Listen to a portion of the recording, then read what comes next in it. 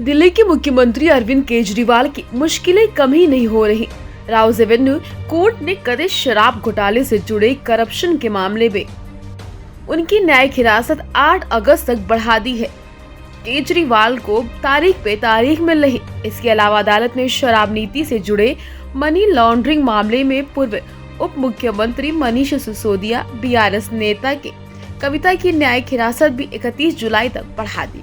CBI ने दिल्ली के मुख्यमंत्री पर कथित शराब घोटाले से जुड़े मामले में मुख्य साजिशकर्ता में से एक होने का आरोप लगाया। एजेंसी ने दावा किया है आप के पूर्व मीडिया प्रभारी और केजरीवाल के करीबी सहयोगी विजय नायर कई शराब उत्पादों और व्यापारियों के साथ कांटेक्ट में थे। बता दें, अरविंद केजरीवाल की हिरासत आज खत्म हो रही थी। सीबीआई ने 55 वर्षीय आप नेता को 26 जून को गिरफ्तार किया था। उनकी पेशी आज तिहाड़ जेल से वीडियो कॉन्फ्रेंसिंग के जरिए हुई थी।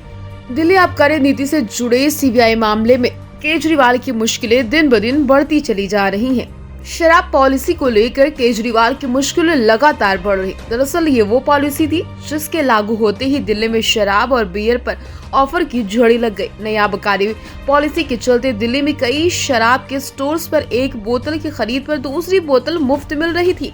कई जगहों पर तो एक पेटी खरीदने पर दूसरी पेटी भी फ्री में मिल रही थी।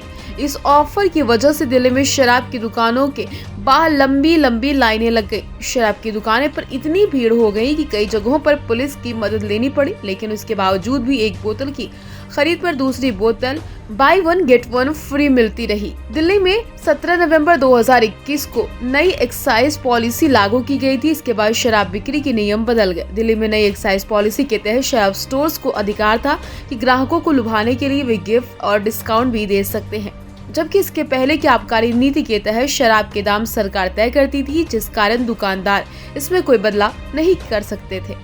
एक बोतल के साथ दूसरी फ्री जैसी कोई स्कीम ही नहीं थी। हालांकि उस समय आधिकारिक तौर पर आबकारी अधिकारियों का कहना था दिल्ली में शराब पर सिर्फ 25% की ही छूट है, जबकि एक के साथ एक फ्री यानी 50% तक की छूट मिल रही थी।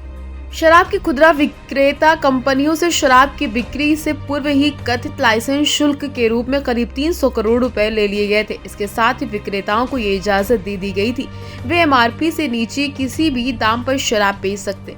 यहीं से शराब में छूट देने का खेल शुरू हुआ, जिसके बाद से ये खेल बिगड़ा।